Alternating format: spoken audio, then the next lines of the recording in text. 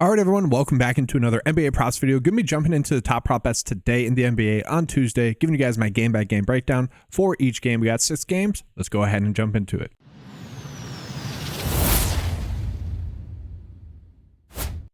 And so let's go ahead and start off with this first game. We got New York versus Philly, two teams that are both pretty darn banged up. We look at the Knicks. They're going to be without Jalen Brunson still. He is expected back sometime soon. Miles McBride still out, Toppin and Cameron Payne all out.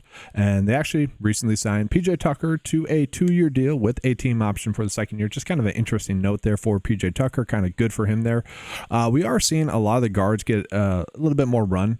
Recently, DeLon Wright, obviously a big minutes projection bump compared to his season average. Tyler Kolek as well, the former Marquette guard, about to get about 8.5 more minutes as well. That could potentially create some value. Looking at the game total, it is 223, okay, with a very big point spread in favor of the Knicks still winning because, well, Philly is also extremely banged up as well, guys. They shut down Embiid and Paul George, and then you're also going to be without Maxey in this game as well.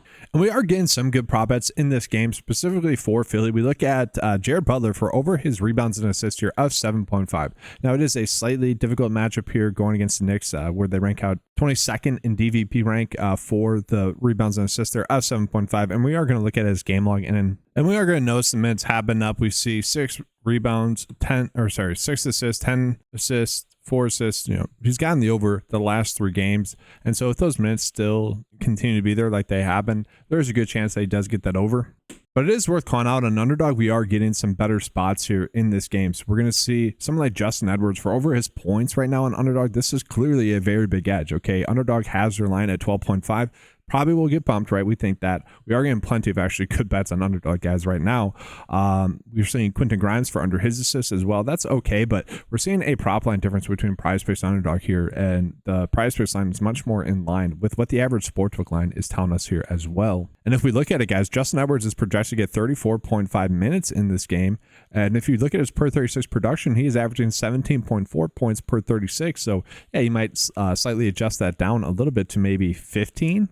But still, and maybe even a little bit more given the matchup, could maybe even project that down to 14. But chances are he's going to get the over, which is what Vegas is favoring there at about 51%. So that's one of the better bets there on Underdog. We should be going out of our way to target that bet today on Underdog as well. Another bet in this game is going to be like Adam Bona for under his rebounds of 7.5. Not a bad bet to get to as well, but we are getting plenty of decent spots there in this game on both, well, mostly just on Underdog. Now, we do know that Quentin Grimes has seen a massive usage bump with those players off the court, but we're really not getting any good spots there for Quentin Grimes. It's already been adjusted because he's been playing so well recently, so we don't really need to attack any of those bets there for him.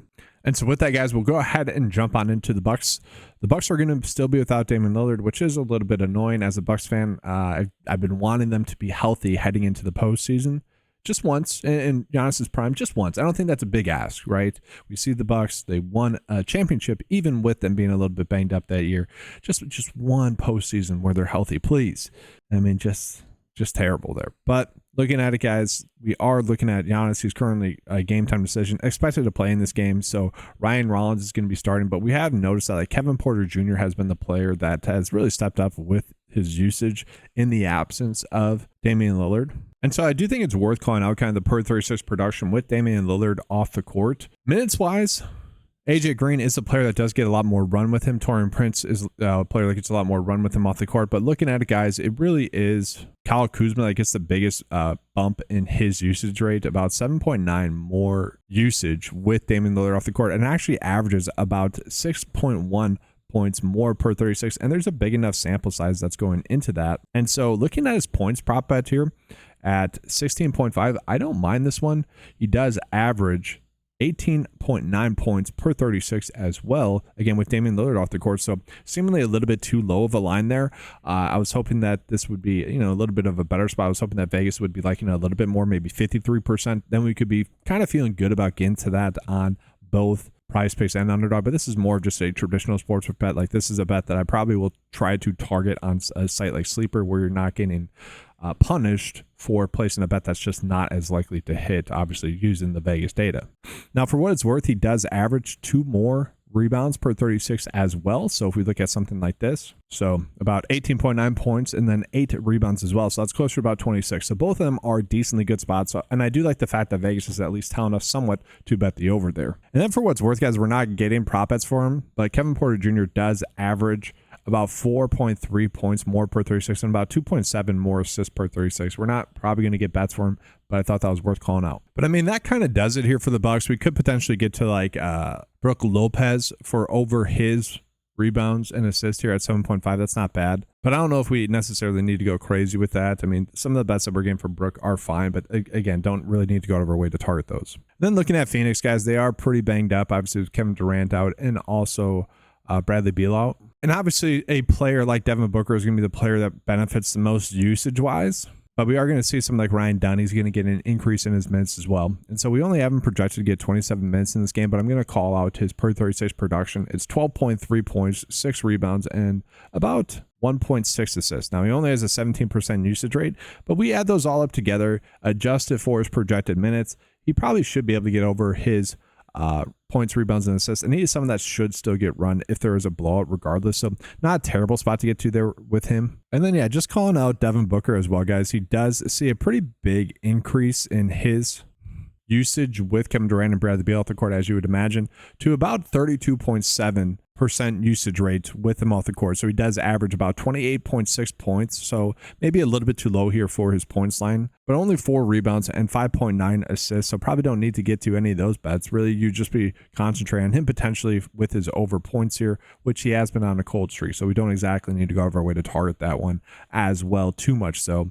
But again, really the only player that I think we would want to get to in this game would be looking at Ryan Dunn, but that's far from a lock and load as well. Now we go ahead and jump into Portland versus Atlanta. This is seemingly going to be a fun game. So it's a very high scoring game, 238. Looking at the point spread as well, 5.5 points in favor of Atlanta winning. Looking at the injury report, Clint Capella's out, Scoot Henderson's out, Aiden's out, Simons could potentially sit in this game. He's currently listed in the projected starting lineup as questionable. Trae Young is also probable in this game, but it should be a very high scoring game. We are seeing Sharp projected to get a 6 minutes bump compared to his average, and Nika is getting 32.5 minutes projected. So a lot of seemingly, hopefully good spots, but looking at it, guys, they are already adjusting for a lot of the spots that we were getting. So like we look at Kamara, his under 5.5 rebounds is actually a good spot to get to. Simons for over his rebounds and assists is an okay bet at 32. Sharp to get 2.5 turnovers. I actually don't mind that one, but those lines are all a little bit thin per the PrizePicks lines. Now, when we look at Underdog, it is a little bit better. Like we could get to Simons for over his rebounds here of 2.5. Just an okay spot, but after that, not too much. So we got Denny Avdia for over his first quarter points, 5.5, about a 52% likelihood hit. So, not as much there as I would have liked. All the lines are seemingly correct and adjusted for, everyone that's already out. So don't exactly need to get to those, but, I do think it's a good spot to potentially be targeting a lot of over bets in this game, just given the fact that it is a pretty high scoring game and it's not the biggest point spread. Maybe we get lucky with an OT. Obviously, that's not likely. Then we jump into this other game. We got Golden State versus Memphis, guys. Golden State, we're really not getting that many good spots for as well. We are looking like Moses Moody for 53% likely to get under his points. Decently high scoring game in this game, though. 238 is one of the highest ones. 237 is one of the lowest ones with a 5-point spread. So maybe some spots we can get to. Look at Memphis. They are seemingly good to go here. But again, with Memphis, we're really just not getting that many spots. There's not much to really get into in terms of us gaining or losing edges here. And so then we go ahead and get into the last game here with the prop bets that are currently available. We're looking at the Magic versus the Spurs, and obviously the Spurs are pretty banged up here, guys. This is a game that's a 220.5 over and under with about a 4-point spread, 3.5-point spread.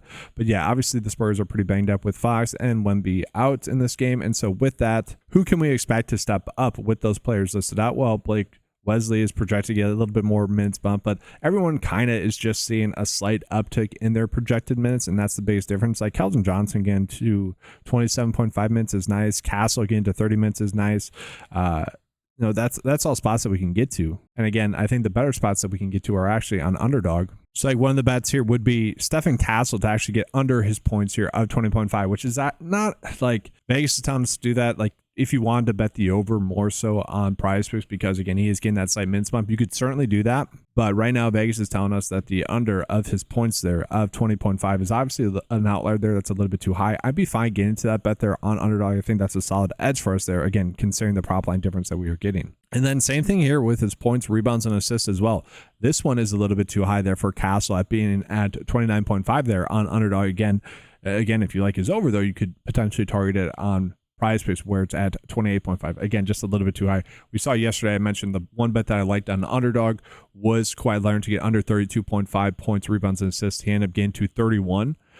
So almost the middle there if you guys have bet his over 31.5 on PrizePicks. But again, the better bet was on underdog. It's all about making those best decisions. And what we're mentioning, guys, here's the quick recap from yesterday. So had two good bets on paper, similarly Jalen Wells to get over his rebounds and assists. That one hit. And then Chris Dunn to get under his points and rebounds. That was a plus EV bet. Took a gamble, literally, on Vucevic there with his over points, hoping that one of the two bigs there for the Thunder would end up sitting because they're both questionable in a game that was projected to be a blowout. I thought that meant a good chance that one of those two could sit. No, they both ended up playing, which meant it was a little bit more difficult there for Vucevic in terms of scoring. The shot attempts were there. It was a blowout. He only got 21 minutes, right? So that was part of the equation there. It was a gamble that didn't work out. But overall, we'll take that 2 out of 3. Plus the Kawhi Leonard bet, which I did mention would be the bet I would want to go out of my way to target on underdog. And then just jumping back into it, guys, we got Devin Vassell for under his points, rebounds, and assists there of 25.5. So again, just lots of good spots here in this game for the Spurs in terms of the unders. Unless you guys want to target their overs, then you'd want to be doing that there on PrizePicks. Then on the flip side of that, guys, if we're to look at something like Wendell Carter as well in this game, we're going to notice that he has a good chance to get his under 12.5 points there. The average sportsbook line has his line at 11.5. So decently good spot there. It's about a 50-50 split for him to get to 11.5 points. It is worth calling out Paolo Banchero as well. We could bet his over 4.5 assists. So again, a lot of good spots there in that last game for us. And I think we should be stacking it specifically more so on underdog today rather than on PrizePicks. And so with that, guys, let's go ahead and get into the bet of the day. Going to be concentrating a little bit more on underdog today because again, that's where the edges are. Hopefully we'll get some better prop bets popping up throughout the day for Taco Tuesday on PrizePicks. I'll probably come out with a video separately for that, covering all the various bets that we have across all the various sports. But looking at, guys, just a 6-slip bet here, obviously a flex bet here, but I like the edge that we're currently gaining with this slip. This could adjust throughout the day. I can't control it, obviously. I'm just trying to give you guys the best bets as they are currently available. And if you guys want to get access to those best bets, head on over to 9to5sports.com. Get access to all the tools that you saw in this video, plus much more for just $10 a month, including that's going to be some fancy golf tools that you guys can use for, say, the Masters, which is coming up next week. And then obviously all the props betting tools that are available for all the various sports there, guys. Get access to all those data points for just $10 a month. And then with that, guys, I'm not going to give a specific bet of the day for the NBA today, but I would say Jared Butler for over his rebounds and assists here of 7.5 is fine. And then there's plenty of college basketball prop bets that you could pair with him. We have a few games that are going on today as well. Some big prop line differences here. I wanted to call this out there for you guys because it probably won't exist. We got Bash Wheatland for under his points here of 14.5 on PrizePicks. This is a very big edge that I wanted to call out to you guys. And then just another bet in that game. We got Trey Bonhan for over his rebounds of 5.5. Again, we're getting a decent amount of prop line differences on college basketball today. Des Watson for under his points. So a lot of decent spots there. Wanted to call that out. That's going to do it, guys. Make sure to give a like and subscribe to the channel. That does help out a bunch. If you guys want access again to any of those tools that you saw, make sure to head on over to 9to5sports.com. Get access to those tools for $10 a month. All right, that's going to be all. Thanks for watching. Good luck. Leave a like, subscribe, and as always, let's keep cashing.